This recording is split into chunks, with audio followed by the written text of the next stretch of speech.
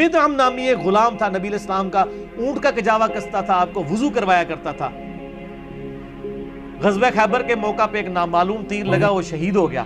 صحابہ نے کہا بڑا خوش نصیب ہے، شہید ہوا ہے۔ آپ فرمایا تم اسے شہادت کی خبریں اور یہ سنا رہے ہو، خوش نصیب ہے؟ اور میں دیکھ رہا ہوں کہ اللہ تعالیٰ نے اس پہ آگ کی چادر ڈال دی ہے، جو اس نے مال غنیمت کی ایک چادر چوری کی تھی۔ بخاری مسلم کے الفاظ ہیں، مشکات میں بھی مال غنیمت میں چوری کے بیان والے چیپٹر میں آپ کو حدیث مل جائے گی۔ صحابہ کہتے ہیں اگر کسی نے ایک رسی بھی اٹھائی تھی نا، وہ بھی اس نے بیت المال میں جمع کروا دی۔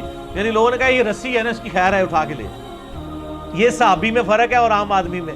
جب ان کو حدیث پہنچتی تھی فوراً توبہ کرتے تھے۔ یہاں لوگ پورے پورے پلاٹ اڑپ کر جاتے ہیں لوگوں کے۔ صحیح مسلم میں حدیث ہے، آپ علیہ السلام فرمایا میں نے ارادہ کیا کہ میں اللہ سے دعا کروں کہ تمہیں عذاب قبر سنوا دے۔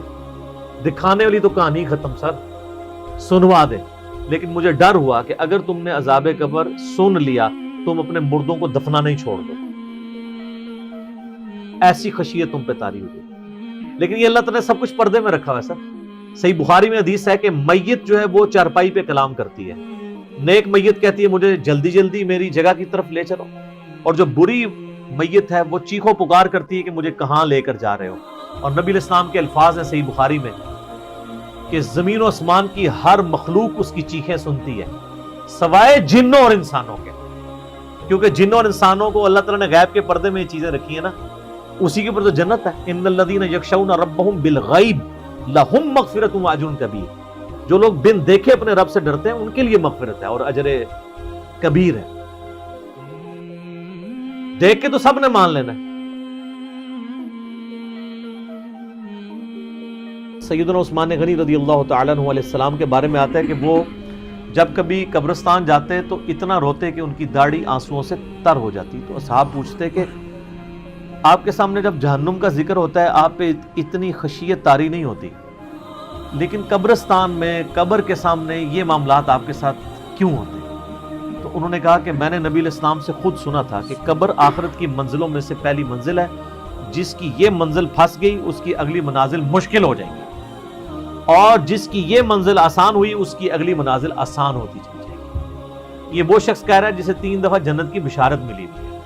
ہمارے پاس کوئی جنت کا ٹکٹ نہیں ہے اور ہماری بے پرواہی اپنے عروج کے اوپر ہے۔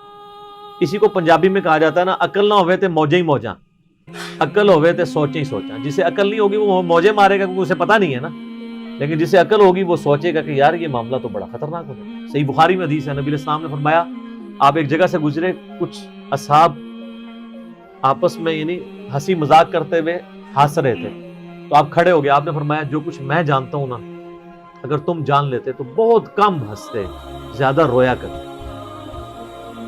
بہت سیریس کیس ہوتا۔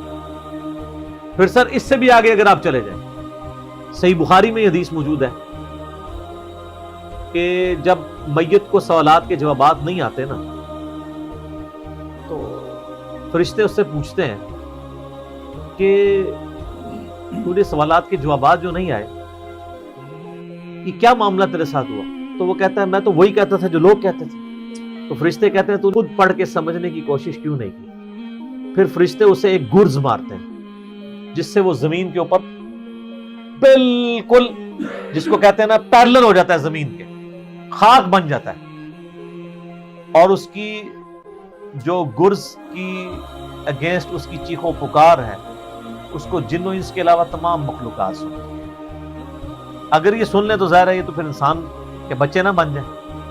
یہ اللہ نے پردہ رکھا ہے، ورنہ دفنا کے نکل رہے ہو نا ان کے پردے جو ہے نا وہ جنازہ یعنی اس قبرستان کی گیٹ تک پہنچتے دڑل کی بات پیچھے سے آ جائے، ڈرتے رہیں گے نا، تو یہ اللہ نے پردے رکھے ہوئے۔